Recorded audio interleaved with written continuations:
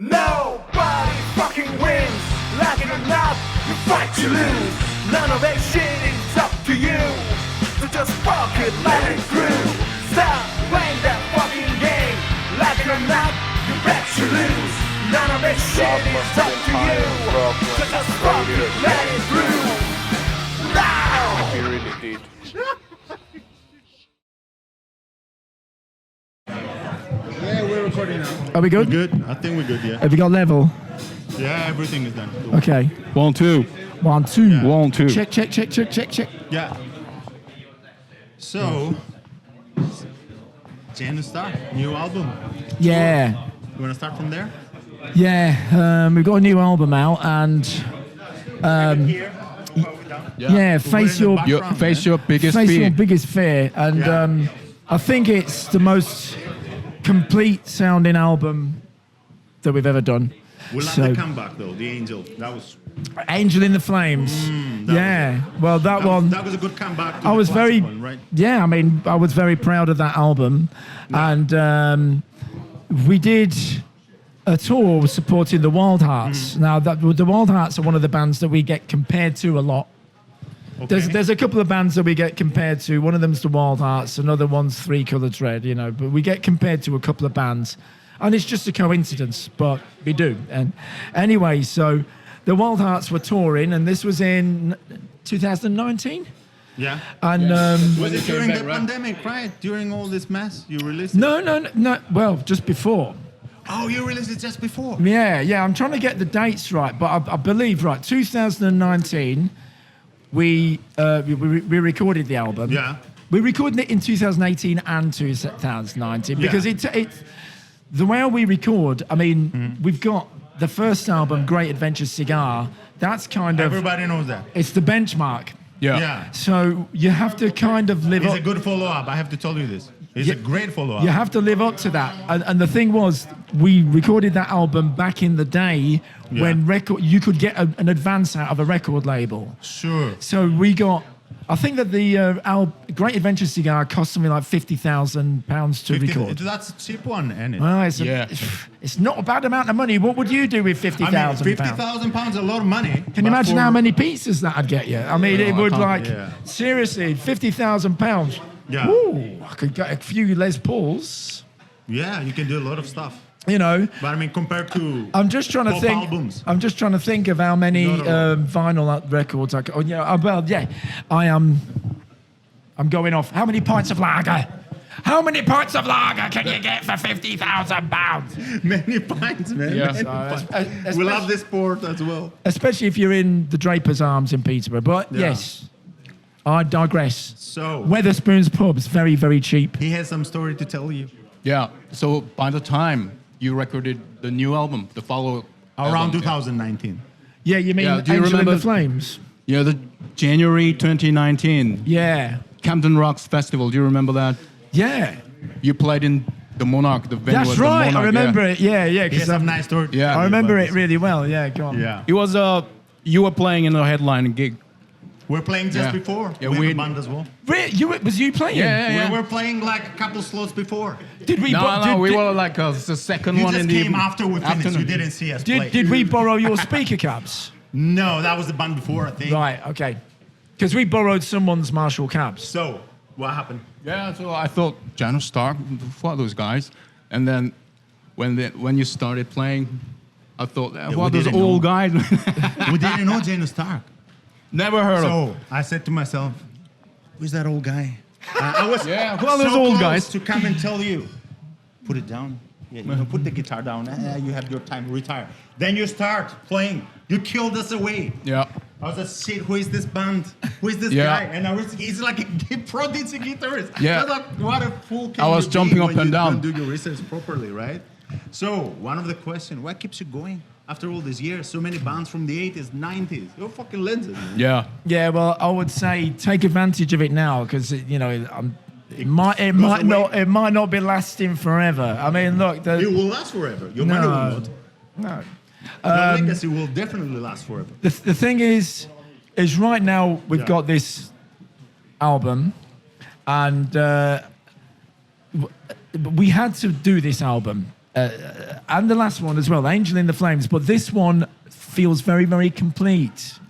Because you have to get out of Great Adventure Cigar. You're always thinking, oh, the follow-up, like it was like a mess. You had to do it, but now you're kind of free, innit? Well, yeah, but it's After this one. also bear in mind as well.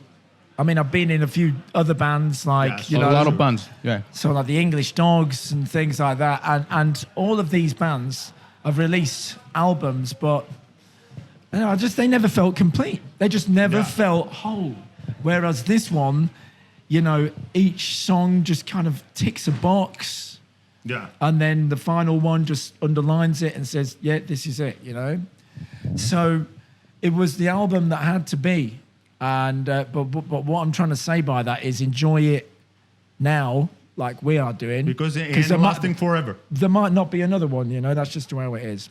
So, you have something else? Yeah. So since the reunion in 2018, so tell me about your experiences since then in the industry.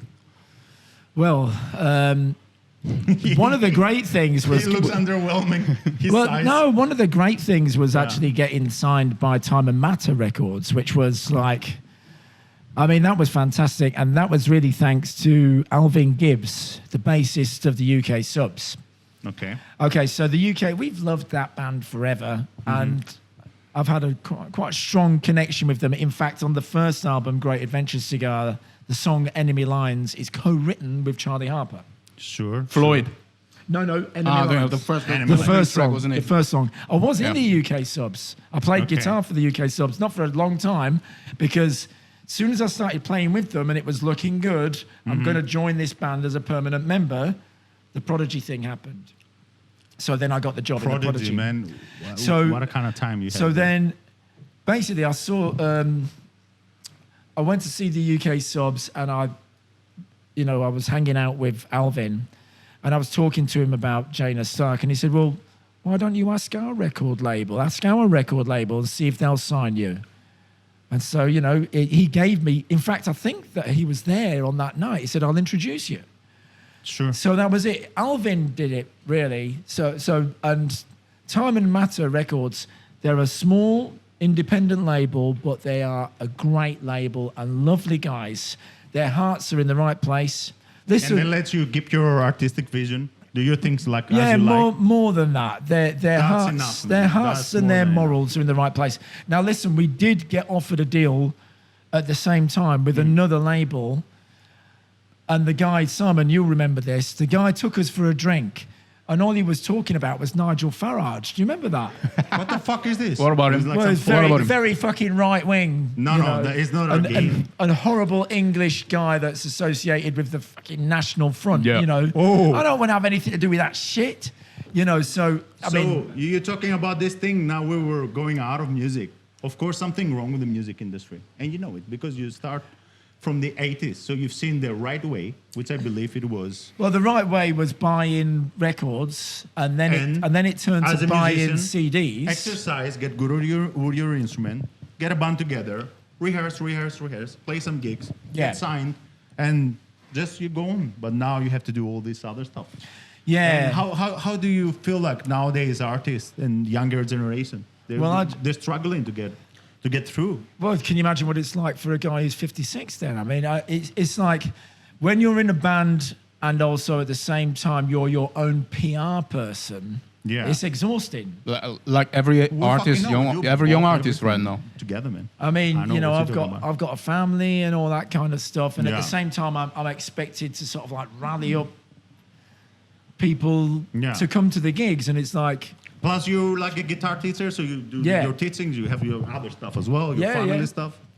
yeah. Yeah. No, what I think is obviously we're all hoping, and maybe trying to be active in creating like the next step of rock and roll. You know, think there is? You think, You there think is it's hope? coming? there's always a chance. Why not? Yeah. You know, I was talking with him, and I was Yeah. thinking there's this always a good sentiment. chance. I was thinking this sentiment. Think about jazz. There was a time in history it was the top thing, the coolest thing. You know what happened? The drop, rock and roll came in, swoop in, killed it, man. It never came back to the point where it's like popular anymore. So you think there is a chance for rock and roll to top the charts. I mean, popular charts. It might not be called rock and roll next time. Some style, some subgenre. Of and rock also it could be deviated. I mean, let's face it, rock and roll is a crossover of two forms of music, isn't it? More than that. It's a crossover of blues and gospel. So that's what started rock and roll. That's what started Elvis Presley's rock and roll. And, you know, the Beatles saw that and they fused that with, you know, other styles like doo-wop and girl bands and things like that. Yeah. So, and also, you know, I'm trying to think what's it called now, but, you know, kind of music hall stuff. So the Beatles created The band thing. brand new form of Yeah, music. it was brand new, innit? And if you ask me personally, whenever you hear Twist and Shout, to me that's the beginning of garage rock. You know, that's the start of garage rock. Definitely. And garage, John Lennon's voice Yeah. distorting Yeah. from all the singing he did all day. Yeah. So he distorted. They said, "Oh, he has this tone in his voice." Yeah, but it was also- because he was singing 12 hours per day. but man. That's also why. the guitars and the drums. I mean, Yeah. Ringo's drums sound fantastic on Yeah, that song. maybe Yeah. greatest I drummer mean, of all time. everything just snaps into place. You know, everything just snaps. So you think there is still hope? There's still gonna be rock and roll bands? Listen, as long as there's guitars, as long as there's amplifiers, as long Yeah. as there's like a really dingy place to practice, there's always going to be some Sure. form of dirty, low down rock and roll coming out. Yeah. You know what I mean? Yeah. That's a And- good and news that's, then. and that's what I want. You know? Yeah. I mean, you know, Acoustic guitar selling like crazy. Yeah. So I think more and more generation getting into this singer-songwriter style. Yeah, solo, But as a solo. We've noticed that there are not so many electric. electric bands like Yeah. coming together. Well, it's just got to change, isn't it? It's, Yeah. it's Yeah. you know, people have just got to plug in. I mean, personally, I can't really get excited very much by an acoustic guitar. It's a not- grandpa guitar, isn't it? To me, I mean, I'm always into electric. Yeah. I don't know anything about. I mean, I can play an acoustic guitar, of course. You know all the chords are the same. But I don't really get fired up by it. To me, you have to Yeah. plug it in. I mean, if I went on eBay looking for a guitar, I wouldn't be looking for an acoustic. You know. Yeah. What you got? Yeah, so it looks like bands are not popular anymore. They're all solo artists, individuals nowadays. But you're still hopeful about all this? Mate, I'm not the things? only one who's hoping. Imagine if you're a drum teacher. Imagine if you're teaching the drums. You want. Listen, You won the band thing. it's not just that. I mean, when you get a guitar and a singer playing with a drummer, there's a sexiness and a power that is no way there when it's just the guitarist and the singer. I mean, yeah, you get a guy, he's got a good voice, he's playing the guitar, Yeah. maybe slapping it all over the place as well. And everyone's going, oh, isn't that good? Oh, look at him. Oh, he's good, isn't he? Oh. And I'm just thinking, he's shit, get the fuck out of it. I mean, it's to me, as soon as you get the drums in, it's like, whoa. Then you know. it start happening. Then it start happening. Yeah. When we did But of course, as soon as you get the drums in, Yeah. the guy has to plug in because he can't be heard. So it changes it. yeah, you it know? changes everything. You need the drums. You need the drums. We did many open mics, and I always felt, no matter how beautiful the song was, it was really lonely without Yeah, very the depressing. yeah. feel of the rhythm. Yeah, you need the You're drums. naked. You're just completely naked. When you're with the drums, you feel like a superhero. It makes you you have like a rhythm behind you. It makes you think, Like, doesn't it? You know, you've got to look after your drummers. Yeah, definitely. What about yours? You're happy with him, right? Yeah, Foz, he's our brother. Yeah. He, Everybody. he plays some of the greatest fills that you're Yeah. ever going to hear. He's got lovely fills. Yeah. Yeah. So if you like that, Check them out. definitely, man. We heard everything. The other thing about Foz is that he knows how to tune a drum kit, and that's Oh, that's a precious thing. important. That's important. You know, from our show, everybody, you know, you've been asked this question so many times about Great Adventure Cigar, but people want to know more about the sound of the guitars, the production. Yeah. And it sounds like this whole mid-rangey kind of guitar. So it's like very compact. It's not like really hurting your ears. Do you feel like it was this time of punk, then going to post-punk and going to grunge? I There was a guess? bit of a grunge There was a influence. bit of grungy- yeah, well, I grunginess mean, it's the there. 90s, isn't it? I mean, see, when I was in the English Dogs, Yeah. we were well, we went through a period that's, crossover, very metallic. And then I just got very heavily into the Gibson SG. Now, a Gibson SG... Heavy guitar, very heavy guitar. Well, no, I don't think it is. I think a Gibson SG is more bluesy. In fact, if you get it depends how you play it, I guess, right? No, I mean, if you get one of those early Gibson SGs, and I don't mean you don't put DiMarzio pickups in it or anything like that. You know, you standard, totally standard. As it comes from the house. The PAFs. PAFs. It's just got a very kind of warm, creamy sound that no other guitar has got. So you're not going to get the same thing from a Les Paul. A Les Paul is much heavier sounding guitar. But an SG has got kind of like a creaminess, right? Now, when we did the album with the English Dogs, we did an album called All the World's a Rage, and I used an SG for the whole album, for everything. Yeah. Okay, and I was kind of like thinking to myself, oh man, the guitar's not heavy enough. But I thought, but it's got a tone that is kind of a really nice, sweet, embracing tone. Mm-hmm. You know, it's got a tone that's very warm, and it invites you in. Sure. It's not like a harsh metallic thing. And then when we went into the studio to record Great Adventure Cigar, the producer, he had a 59 Les Paul. Wow, he had some toys to play, right? Yeah, he had like a 1960 Gibson Good stuff, SG. good stuff. He had loads and loads of very, very amazing. Yeah. He had a collection of Gibsons.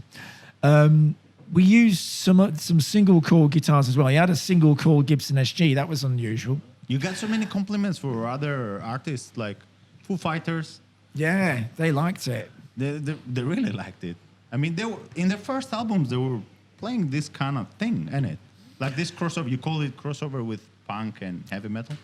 Is this acceptable for you? I guess because of the '90s as well. There's going to be a little bit of, there'll be a bit of grunge in there. There'll be a little bit of Nirvana in there. You know, a bit of the Seattle sound. Yeah. And also in England, or rather Great Britain, should I say? Yeah. The UK. The United We Kingdom. had Therapy. Therapy. Fantastic band. Fantastic band, yeah. And we were really influenced by them. Mm-hmm. They had an album called Trouble Gum. We loved it. And at the same time, there was a band called China Drum. So again, these two bands were creating a sound, and we were like, oh man, we're digging this. But it's the 90s. You know, you can't deny Nirvana, Soundgarden, Alice in Chains. The first Metallica album in the 90s. Which, I mean, Well, come on. The sound, I mean. I mean, when you mention Metallica, for me, it's always Kill 'Em All, Ride the Lightning, Master of The Puppets. good stuff. The Yeah. three. you know. Then Game Over, right? No. You're not that kind of guy. Justice for All and Black Album are great. No, Yeah, I they're great. like them. I just don't like Saint Anger. Yeah. It's a great album with a bad production. I don't even, well, The I songs don't are think good. it's a great I mean, album. You can like concentrate. Well, there was with the- this there was the awful first- sounding snare. It sounds Yeah. like a Italian casserole. Yeah, I for mean, pasta. Empty tin sound. Yeah, Yeah, I mean, it just completely puts me off. freaking out. So you lived all this time with the 90s, man. It's like all these bands. Well, the 90s was a great time for you were in music. the Yeah. 80s as well, of course. Don't get me wrong. Yeah, but the 80s sucked. I mean, the best thing about the 80s, well, come on, it was the Heavy era. metal was good. Yeah, that was good. That was but the era of yuppie. Everywhere you looked, there was someone looking like George Michael. It was a bloody awful time for music. But he was good. It was good for Metallica. It was good for underground. Why do you think? You know, obviously Yeah. we was listening to like Dag Nasty, Dead Kennedys. Were you Discharge. on this post-punk style, like The Cure Yeah. or Suxy and the Banshees? In I UK, love yeah. Susie and the Banshees. You listened to that stuff, so Oh, that God, was yeah. 80s, man. That was cool stuff as Susie well. and the Banshees were fantastic. Yeah, One of my favorite bands right from the first album. amazing band. They always had good guitarists. They always did. And Yeah. in Not some so- albums, Robert Smith played there as well. Yeah, he did. I'm not so hot on The Cure. I mean, A Forest was almost my favorite song by The Cure. The first albums were like killer, man. 30 seconds. But that particular song, A Forest, Wow. That was something, right? I've actually I've been in a band with Perry Bemonte, the Oh, Cure. really? Yeah, he was guitarist and keyboardist. I was in a band with him. All and right. I actually had a chance to You've play. been in so many bands, right? I played a forest with him. With the guy that From The recorded Cure. the fucking forest. Yeah. Well, no, he didn't record the forest. I think he came in later. He just played it like. Yeah. What you got? You've been on Foo Fighters stage also. Yeah. weren't you? Yeah. That was. Now there's a Who's story. the coolest Foo Fighter? Yeah. Yeah, there's a story behind that. Yeah. And that is, I was with the Prodigy, and I was with Liam. Liam's the main Liam Howlett. songwriter, Yeah. okay, the Yeah. guy at the back. And we were in a van going to the sound check, and he turned to me and says, "Who do you reckon we should get to support us on the next tour?" And I just said, "Oh, that's easy, Foo Fighters." So you knew them just before because of Nirvana, of course, right? So we already knew the band because we'd played with them at festivals and we met them loads of times. Yeah. But Liam is saying, who should we get on tour with us when we play in the UK? But it is a good fit as an energy, I think. Well, I mean, to me, it was just so obvious. It was just like, yeah, Foo Fighters. Easy, you know. And Liam, this is the power of Liam.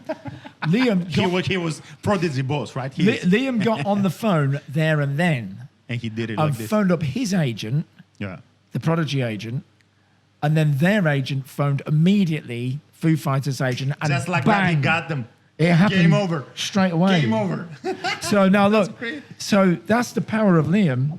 Wow. Now then, this is the story. So the first gig, the Foo Fighters were coming to do their sound check, so I could see them, and I was thinking, it's the Foo Fighters, you know.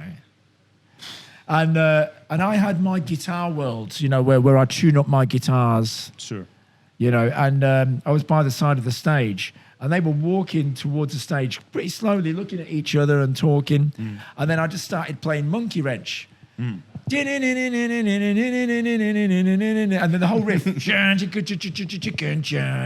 Dave Grohl came up to me and goes, "Hey, you know that song?" Right impersonation. And I said, "Yes, I do. That's right." Yes, I And he definitely do, And then Dave. he said the words in slow motion. "Do you wanna play it with us?" Tell me, how long did it take you to learn that? Yes. Now, how long did it take? Well, the mad thing was is Are that you playing guitar in your sleep, mate? Tell me this. You're Jane, doing like this in no, your this sleep. is the mad thing. English Dogs, when we were in a transition period between English Dogs and Janus Stark, we covered Monkey Wrench. Oh, We played it. Crazy. We played the song live. That's how I knew it. So who is the coolest Foo Fighter? I know it's not Dave. Grohl, of course it is. You love him, right? Hey, come on. He had such I don't know, backlash after Kurt died, I guess. All these Great. conspiracy I think theories. I think he's a great guy. And He I looks like a great guy. People fucking love him. I Crazy. enjoyed the times that I spent with him. I enjoyed all of them. That was Yeah. good. Yeah. But do you think it's like a general, like normal outcome? Like when you that big, that successful, people will hate you as well. It's something you have to take with you. And so I think the main thing to worry about isn't necessarily getting big. I think the main thing is getting rich. Nah. Because with wealth comes stupidity. Oh, okay. Well, unfortunately, I think it does. You know, I think that when a lot of people make money, they talk rubbish, you know. And, Yeah. And they one of the reasons why is because, listen, it's not everywhere. It's not everyone's story. But a lot of people, when they become rich, they hang out with other people That are rich. that are rich. Yeah. But those other people really don't have that much to say. So, They like, just have the money. for instance, they will say something like this: "Oh, I'm really a big fan of Coldplay." You don't like Coldplay? No, I hate them. and then so then they'll start liking Coldplay. You know, it's a similar thing to. I better not say it actually, just in case I offend Now anyone. you go on. But no, man. no, I won't. You go on. But no, I won't. I'm sure they, But- they We but- just... miss these things. We miss artists talking their mind. I'm basically- This is your job, actually. I'm It's in the s- job description. I'm saying what I need to say. A lot of people, when they make huge amounts of money, Yeah. start hanging around with other people that are also wealthy, The club. that are stupid. It's the Yeah. club. and they rub off onto them. Okay, so the person is probably awesome, but they're starting to hang around with this. All right. Did you have the chance to take this path and you say, oh no, you know what? Fuck this shit. I wanna keep my integrity and keep my style. Well, I'm not in the Prodigy anymore, am I? So Oh, so that was it. that should tell you enough. So do you have like some bad feelings with the Prodigy? No. Bad blood or something? No, I mean, I don't want to do some gossip or No, stuff, no, you know what I'm no, saying? absolutely not. You keep the good stuff, right? I think they're great. They're fucking great. Yeah. Yeah. I mean, you know, Flea said something when he inducted Metallica on the Hall of Fame. He said, you can get the best musicians in the world, you put them in the room. That doesn't mean they can have the best fun. Absolutely. They can be amazing artists, but they cannot. I think the maybe most. click with I you. think the most important thing to do is to try and hang on to your whatever you want to call it. Hang on to your roots. Hang on to your ego. Whatever you want to call it. Hang on to yourself. Yeah. Yeah. Last question. Last question. Well, Go what on. would you say to the young artists nowadays? Any advice or messages? Do what the hell you want. Play as loud and dirty and as just do whatever you want. Look at the support bands we've got. They're great. Do They are. what the hell you want. Work hard. Try and practice and enjoy life, you know. Yeah. Yeah. Make it But dirty, you look ugly. like a guy that Turn it worked hard up. in his life. Play really loud. Offend people. Just play what you want and play it loud. I'll do that. Thank you. Give me the last line. Give me the last line. A goodbye to Keith. We all got socked. Oh, mate. dead. Yeah. Well, that should an never. amazing That artist, should man. never have happened. Keith died way too early. Same as John Lennon. Same as Elvis Presley. They shouldn't have died that early. Yeah. It's a crime. They shouldn't have died that early. So mental Why health for have artists- they died? Why have they died when there's so many arseholes walking around? Why have they died? Why didn't those arseholes die? Was Sorry, it- I'm not pointing No, at no, you. no. Maybe to rest in peace earlier Yeah. than they. No, well, you know, They deserve it. Keith shouldn't have died that young. It's as simple as that. You know, it's just You he like him, shouldn't- right? Yeah, absolutely, Absolutely. absolutely.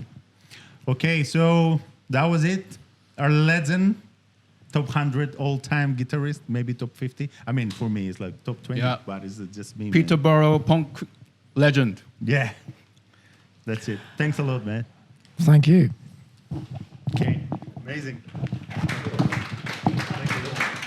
You say some cool shit.